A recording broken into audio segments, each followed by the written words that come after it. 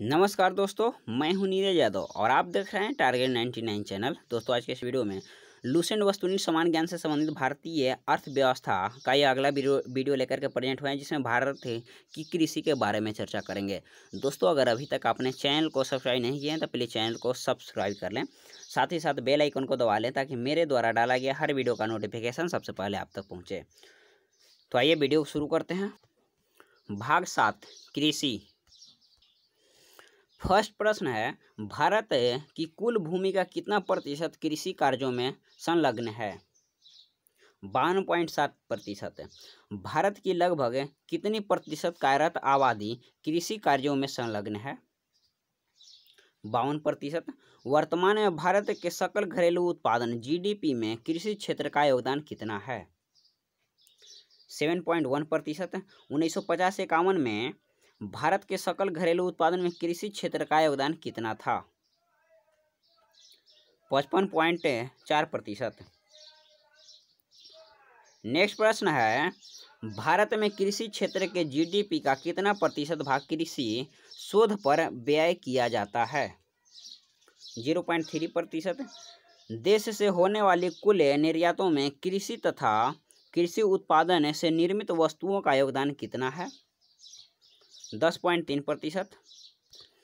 Next है, वर्तमान में खाद्यान्न के अंतर्गत आने वाला क्षेत्र है 122 मिली हेक्टेयर।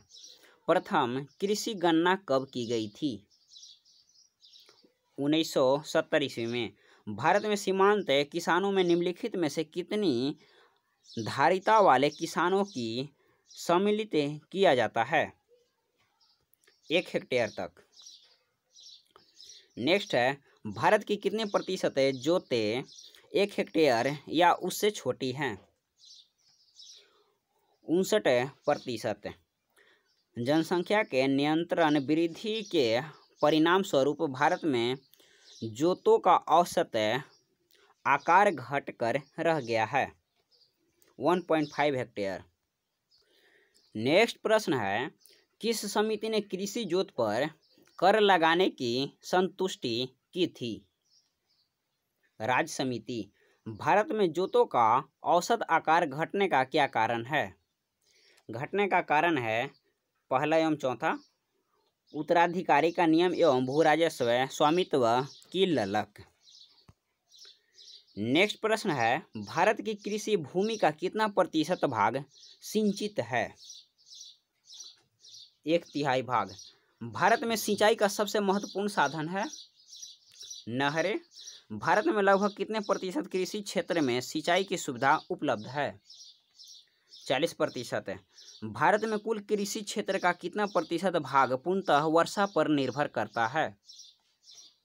60%। नेक्स्ट प्रश्न है, भारत का कुल कृषि क्षेत्र 136 मिलियन हेक्टेयर है। इसके कितने प्रतिशत भाग पर कृत्रिम सिंचाई सुविधा उपलब्ध है? 36% भाग पर। भारत की कुल सिंचित भूमि का कितना हिस्सा नहरों द्वारा सिंचित है? 36%। भारत में सिंचाई का सर्वप्रथम स्रोत है कुआं व नलकूप। नेक्स्ट प्रश्न है, भारत में सिंचाई के स्रोतों का बृहत्तम, माध्यम और लघु 3 श्रेणियों में वर्गीकृत किया गया है। बृहत सिंचाई परियोजना का निर्धारण का आधार है वह कम से कम 10,000 हेक्टेयर क्षेत्र की सिंचाई करती हो। नेक्स्ट है, लघु सिंचाई परियोजना का निर्धारण का आधार है 2,000 हेक्टेयर सिंचाई क्षेत्र का विस्तार। नेक्स्ट है, भूमिगत जल के सिंचाई हेतु उपयोग को संभव बनाने हेतु सार्वजनिक उद्योग निम्नलिखित में से किसका किया जाता है? लघु सिंचाई परियोजना का। सिंचाई विशेषज्ञों के अनुसार भारत की कितनी भूमि पर अधिकतम सिंचाई सुविधा का विस्तार किया जा सकता है? 114 मिली हेक्टेयर भूमि पर। नेक्स्ट प्रश्न है, कमान क्षेत्र विकास कार्यक्रम CADP का मौलिक उद्देश्य क्या है? इसका मौलिक उद्देश्य है भारत में सिंचाई के साधनों की क्षमता और उसके सदुपयोग के मध्य अंतर को न्यूनतम करना। नेक्स्ट है कमान क्षेत्र विकास कार्यक्रम CADP के अंतर्गत शामिल नहीं है। तो जो शामिल है उसको हम लोग देखेंगे। नहरों से जल के वितरण हेतु पक्की नलियों का निर्माण करना शामिल है। खेतों की ढाल को मंद करना तथा समतल करना शामिल है। एवं व्यक्तिगत कृषि जोतों को न्याय संगत तरीके से जल उपलब्ध कराने हेतु जल वितरण की चक्रीय आपूर्ति की व्यवस्था करना आवश्यक है। इनमें सभी आवश्यक है। भारतीय कृषि में सिंचाई सुविधा का 100% सदुपयोग नहीं हो पाता है। इसके कारण में कौन असत्य है? इसका कौन सा कारण है जो कि गलत है? तो हम लोग जो सही कारण है उसको देखेंगे पहले और जो गलत कारण है उसको बाद में देखेंगे। तो इसमें सभी कारण है जो कि गलत है। पहला कारण है सिंचाई परियोजना समय पर पूर्ण नहीं हो पाती। दूसरा कारण है जल के वितरण हेतु नलिका का निर्माण एवं भूमि के समतलीकरण पूर्ण नहीं होता है। तीसरा कारण है कृषक सिंचाई सुविधा का सदुपयोग के प्रति जागरूक नहीं होते हैं। एवं चौथा कारण है अधिकांश आवश्यकता के समय जल उपलब्ध नहीं होता। नेक्स्ट प्रश्न है भारत के प्रथम प्रधानमंत्री पंडित जवाहरलाल नेहरू ने किसे आधुनिक भारत के मंदिर की उपमा प्रदान की? विशालकाय नदी घाटी परियोजना को। नेक्स्ट है कितने सिंचाई कमान क्षेत्र वाली परियोजना को बृहत सिंचाई परियोजना के रूप में वर्गीकृत किया जाता है? 10,000 हेक्टेयर से अधिक वालों को। नेक्स्ट है दक्षिण पश्चिम मानसून किस राज्य में सर्वप्रथम प्रवेश करता है? केरल में। भारत में हरित क्रांति किस क्षेत्र में सर्वाधिक सफल रही? गेहूं और चावल में। भारत में हरित क्रांति का सर्वाधिक प्रभाव किस फसल पर पड़ा? गेहूं पर। नेक्स्ट प्रश्न है हरित क्रांति के फलस्वरूप देश में कुल खाद्यान्न में निम्नलिखित में से किसका अंश कम हो गया है? गेहूं का। हरित क्रांति के दौरान भारत में चावल का उत्पादन अपरिवर्तित रहा। हरित क्रांति के दौरान मोटे अनाजों और दलहन का उत्पादन घटा है। नेक्स्ट है भारत में हरित क्रांति की शुरुआत कब हुई? 1967-68 में। हरित क्रांति का सर्वाधिक निराशाजनक परिणाम किस फसल में देखने को मिला? दलहन में। निम्नलिखित में से कौन हरित क्रांति का परिणाम स्वरूप नहीं हुआ है? तो इसमें जो हुआ है पहले उसको देखेंगे। क्षेत्र के विभिन्न राज्यों के बीच असमानता में वृद्धि। भारत में अमीर एवं निर्धनों के बीच असमानता में वृद्धि हुआ है एवं खाद्यान्नों के प्रति व्यक्ति उपलब्धता में वृद्धि हुई है, पर मोटे अनाज के अधीन क्षेत्र में वृद्धि नहीं हुई है। नेक्स्ट है वर्ष 1966 में भारतीय कृषि के प्रति हेक्टेयर उत्पादकता को बढ़ाने के उद्देश्य से निम्न में से कौन सी एक महत्वपूर्ण योजना चलाई गई? HYVP योजना चलाई गई। नेक्स्ट है प्रो नॉर्मल बोरलॉग का भारतीय कृषि में क्या योगदान रहा? उन्होंने भारत में अधिक उपज देने वाली किस्मों का उपयोग की युक्ति बनाई। नेक्स्ट है भारत में हरित क्रांति का सूत्रधार माने जाते हैं। MS स्वामीनाथन को माने जाते हैं। नेक्स्ट है हरित क्रांति शब्द के प्रतिपादक कौन हैं? William guard. गहन कृषि जिला कार्यक्रम IADP का कब प्रारंभ किया गया था? 1960-61 में। गहन कृषि क्षेत्रीय कार्यक्रम IAAP का प्रारंभ किया गया था 1964-65 में। नेक्स्ट है भारत में हरित क्रांति की शुरुआत हुई 1966-67 में। ऑपरेशन फ्लड कार्यक्रम का प्रारंभ कब हुआ था? 1970 में। देश में दुग्ध उत्पादन में वृद्धि लाने के उद्देश्य से सघन पशु विकास कार्यक्रम ICDP कब चलाया गया, या 64-65 में चलाया गया। नेक्स्ट है, भारत के दुग्ध उत्पादन में भैंस, गाय और बकरी का हिस्सा क्रमशः कितना है। भैंस का 50%, गाय का 46% एवं बकरी का 4% है। भारत में ऑपरेशन फ्लड का श्वेत क्रांति का सूत्रधार कौन माने जाते हैं।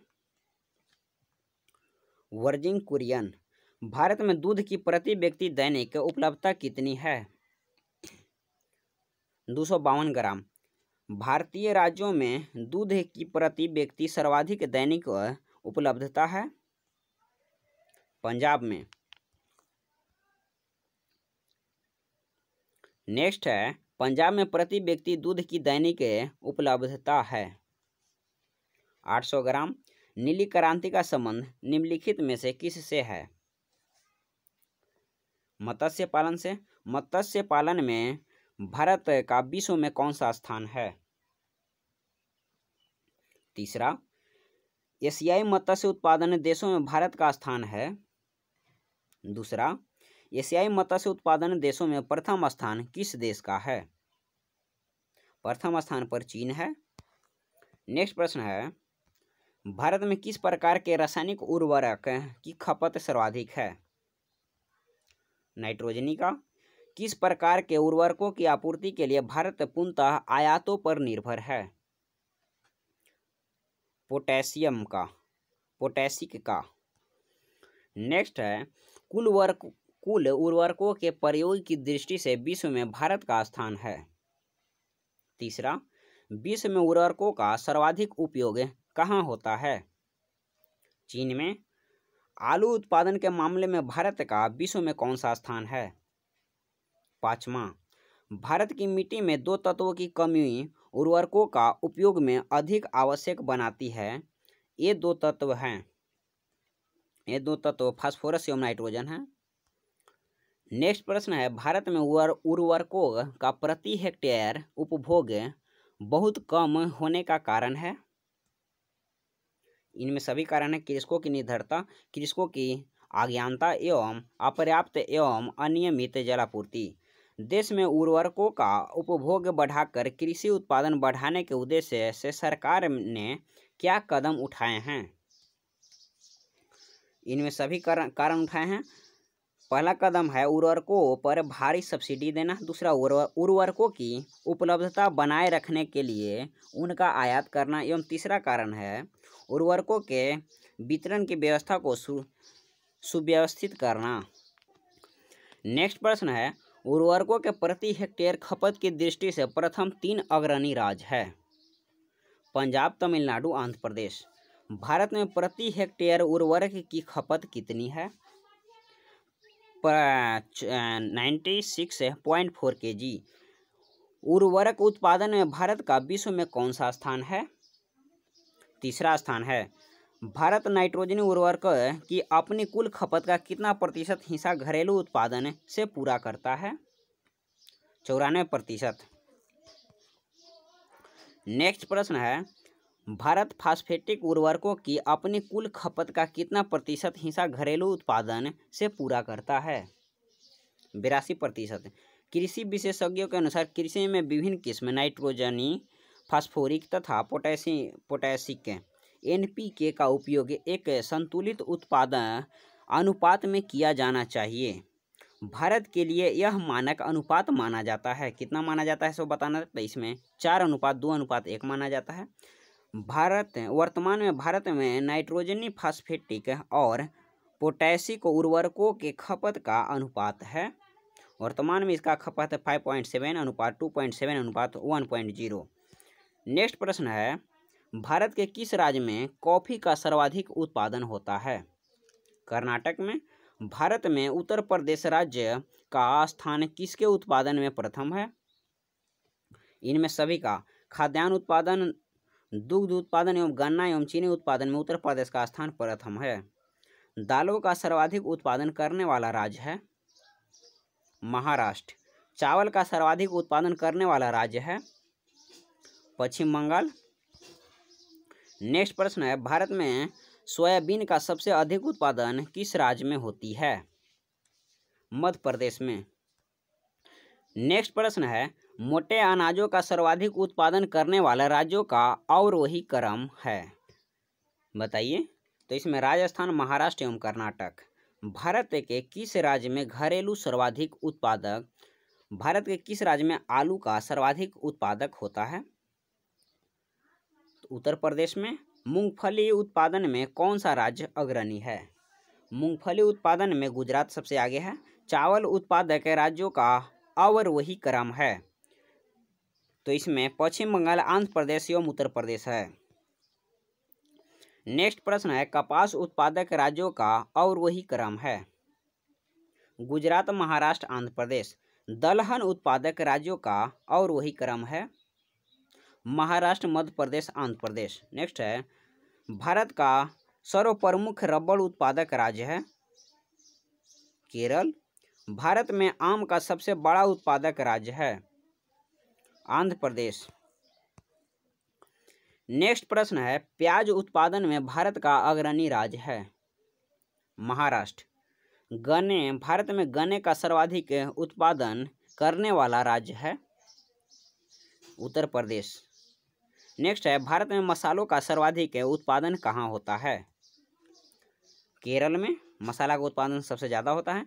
निम्नलिखित फसलों में से किस फसल का उत्पादन में उत्तर प्रदेश भारत का सबसे बड़ा उत्पादक राज्य नहीं है? तो यह आलू, गन्ना एवं गेहूं में सबसे बड़ा उत्पादक राज्य है, पर तिलहन में सबसे बड़ा उत्पादक राज्य उत्तर प्रदेश नहीं है। नेक्स्ट है, भारत में गेहूं का सर्वाधिक उत्पादन करने वाला राज्य है उत्तर प्रदेश। विश्व में कॉफी उत्पादन में भारत का स्थान है छठा। भारत की प्रमुख खाद्य फसल है चावल। भारत में सर्वाधिक उत्पादन होता है तिलहन का। चाय निर्यात के मामले में विश्व में अग्रणी देश श्रीलंका है। नेक्स्ट है, विश्व में कॉफी का अधिकतम उत्पादन किस देश में होता है? ब्राजील में। विश्व के नारियल उत्पादक देशों में भारत का स्थान है प्रथम। विश्व के चाय निर्यातक देशों में भारत का स्थान है चौथा स्थान है। नेक्स्ट है, मोटे अनाज का विश्व में सबसे बड़ा उत्पादक देश है भारत। चाय के उत्पादन में भारत का विश्व में कौन सा स्थान है? पहला स्थान है चाय उत्पादन में। नेक्स्ट है, आलू उत्पादन के मामले में भारत का विश्व में कौन सा स्थान है? तो पांचवा स्थान है आलू उत्पादन में।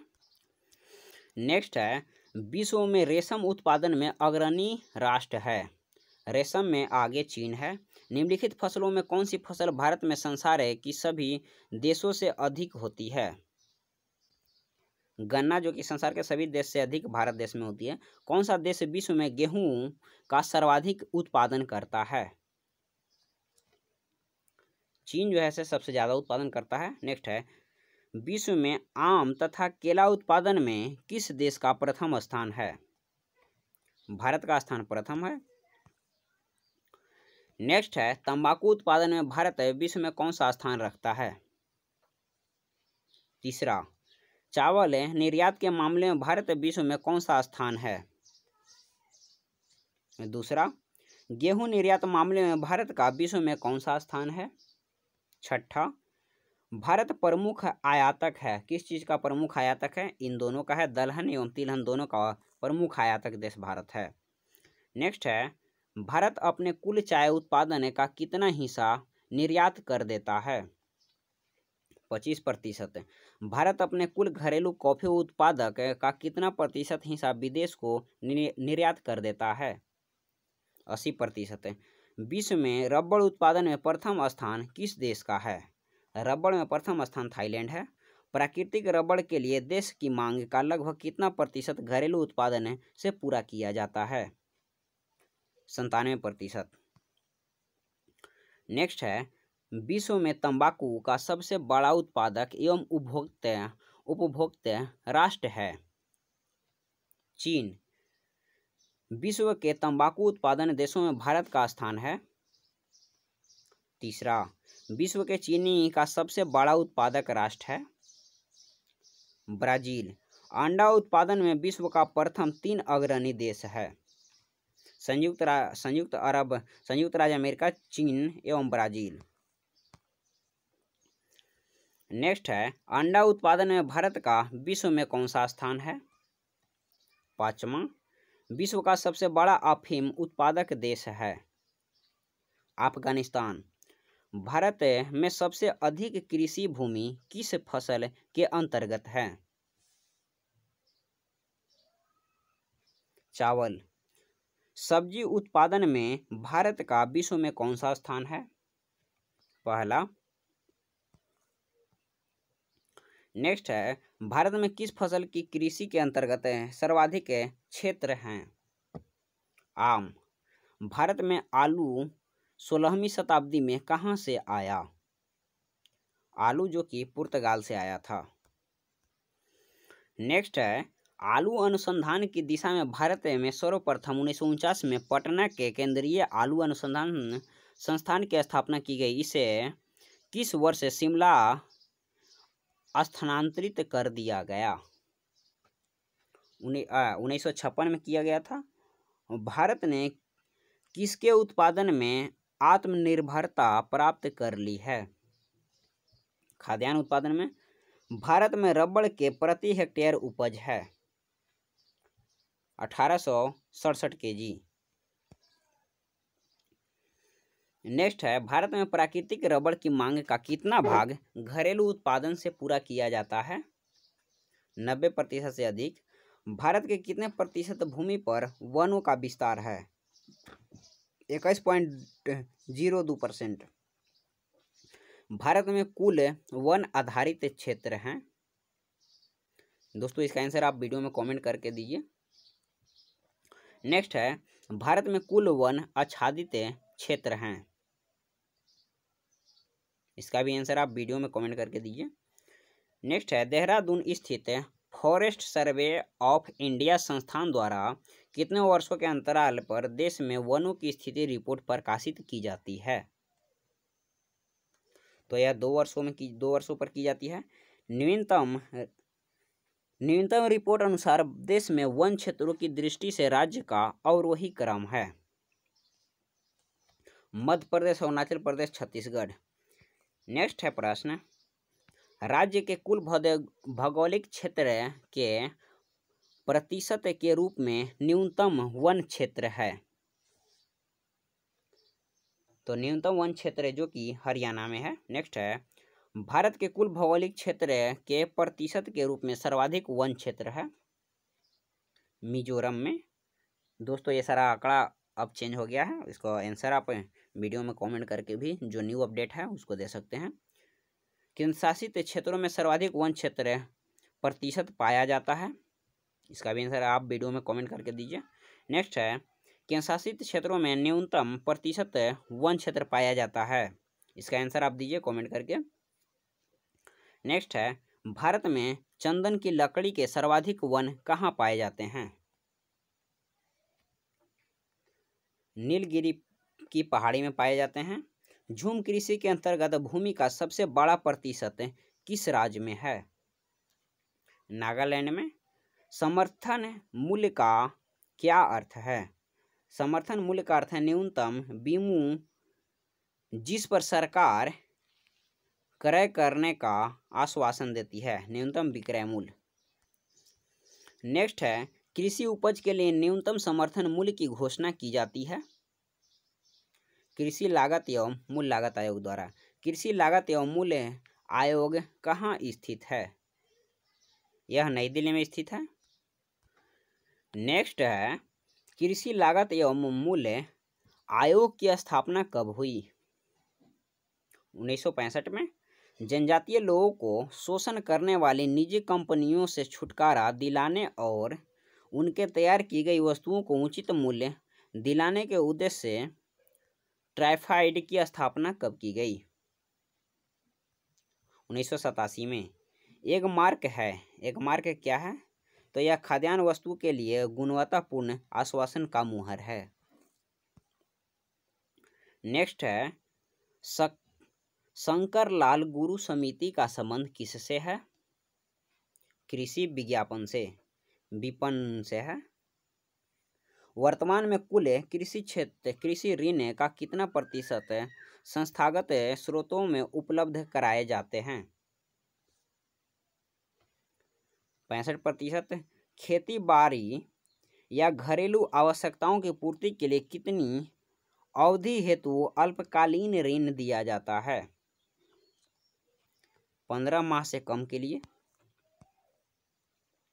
नेक्स्ट है, मध्यकालिक कृषि ऋण की अवधि होती है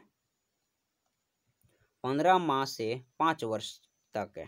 दीर्घकालीन कृषि ऋण की अवधि के लिए प्रदान किए जाते हैं, तो यह 5 वर्ष से अधिक के लिए प्रदान किए जाते हैं। 15 माह से कम के लिए अल्पकालीन, मध्यकालीन 15 माह से 5 वर्ष तक के बीच के लिए, एवं दीर्घकालीन जो कि 5 वर्ष से अधिक के लिए। वाणिज्य बैंकों, क्षेत्रीय ग्रामीण बैंकों तथा सहकारी बैंकों से प्राप्त ऋण से सुसाध्य बनाने के उद्देश्य से किसान क्रेडिट कार्ड योजना कब प्रारंभ की गई? तो यह 1998-99 में प्रारंभ की गई। नेक्स्ट है, राष्ट्रीय किसान आयोग का गठन कब किया गया? जनवरी 2004 में। राष्ट्रीय किसान आयोग का मुख्यालय कहाँ स्थित है? नई दिल्ली में। किसान कॉल सेंटर तथा कृषि चैनल का शुभारंभ कब किया गया? जनवरी 2004 में। नेक्स्ट है, किसान कॉल सेंटर की स्थापना किस उद्देश्य से की गई? कृषि संबंधित सलाहकारी सेवा उपलब्ध कराने के लिए। किसान कॉल सेंटर में कौन सा नंबर डायल करके कृषि संबंधी जानकारी निःशुल्क प्राप्त की जा सकती है? तो इसके लिए 1551 डायल करना होगा। नेक्स्ट है, नई राष्ट्रीय कृषि नीति 2000 का वर्णन किस रूप में किया गया है? तो इसका वर्णन इंद्रधनुषी क्रांति के बारे में की गई है। नई राष्ट्रीय कृषि नीति का वर्णन इंद्रधनुषी क्रांति के रूप में किया गया, जिसमें शामिल किया जाता है, इसमें उपयुक्त सभी को शामिल किया जाता है। हरित क्रांति, श्वेत क्रांति एवं खाद्यान्न श्रृंखला क्रांति को शामिल किया जाता है। नेक्स्ट है, खाद्यान्न श्रृंखला क्रांति का उद्देश्य क्या है? तो इसमें सभी उद्देश्य है। पहला है, सन 2010 तक भारतीय कृषकों की औसत उपज को दोगुना करना था। दूसरा है, भारत को एक नई क्रांति की जरूरत है ताकि हरित एवं श्वेत क्रांतियों के द्वारा प्रदत्त लाभों को मूलधन में परिणत किया जा सके। एवं तीसरा कारण है, इस क्रांति का उद्देश्य खाद्य क्षेत्रों में हो रहे खाद्यान्न, फलों एवं सब्जियों के नुकसान हजारों करोड़ रुपए प्रति वर्ष को कम करना। नेक्स्ट है, खाद्यान्न श्रृंखला क्रांति का संबंध किससे है? तो इसका संबंध खाद्यान्न, सब्जी एवं फलों को सड़ने से बचाने के लिए किया गया है। नेक्स्ट है, बहुप्रतीक्षित नई राष्ट्रीय कृषि नीति में केंद्र सरकार ने अगले 2 दशकों के लिए कृषि क्षेत्र में प्रति वर्ष कितने प्रतिशत वृद्धि का लक्ष्य निर्धारित किया है? 4%। केंद्रीय कृषि मंत्रालय द्वारा व्यापक फसल बीमा योजना कब प्रारंभ किया गया? अप्रैल 1985 ईस्वी में। राष्ट्रीय कृषि बीमा योजना किस वर्ष लागू की गई? 1999-2000 में। नेक्स्ट है, किस राज्य द्वारा छोटे किसान के लिए खलिहान बीमा योजना प्रारंभ की गई? तो यह उत्तर प्रदेश सरकार द्वारा शुरू की गई। राष्ट्रीय कृषि बीमा योजना किसके द्वारा प्रायोजित है? यह जीआईसी के द्वारा प्रायोजित है।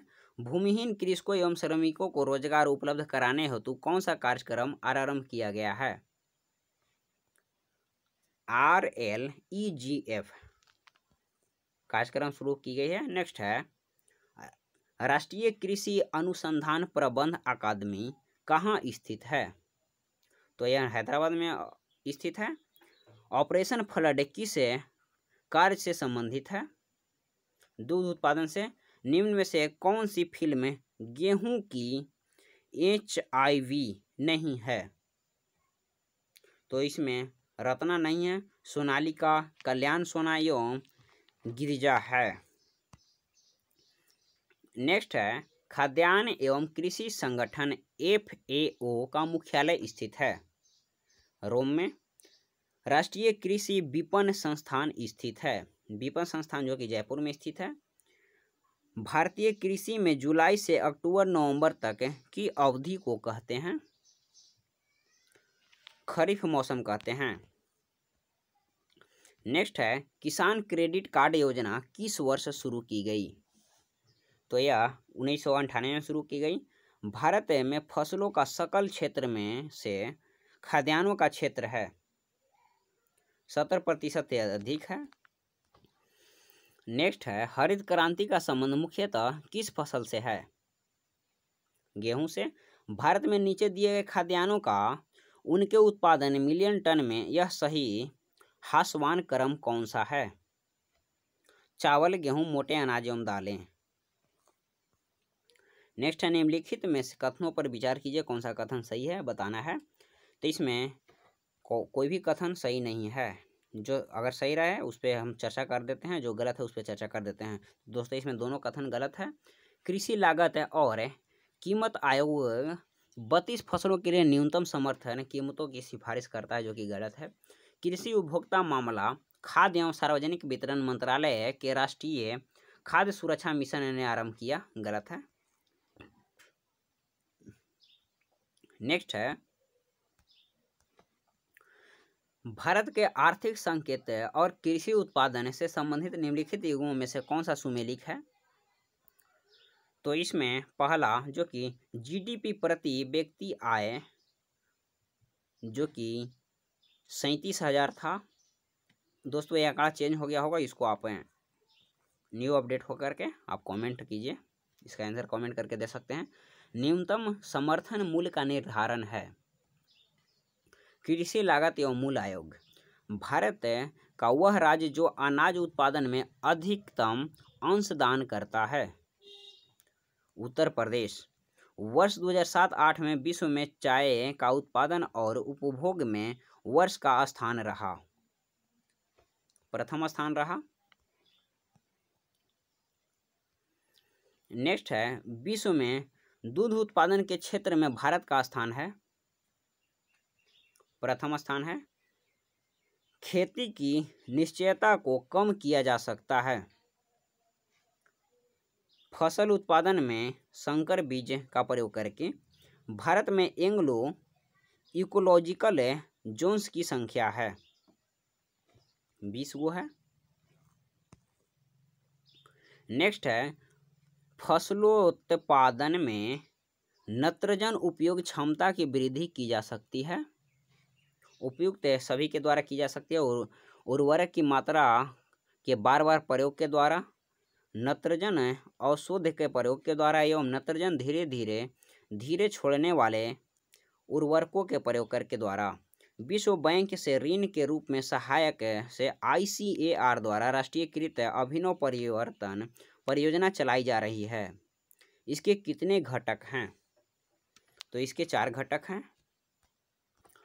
नेक्स्ट प्रश्न है इंद्रधनुषी क्रांति का संबंध है हरित क्रांति, श्वेत क्रांति एवं नीली क्रांति, इनमें सभी से है।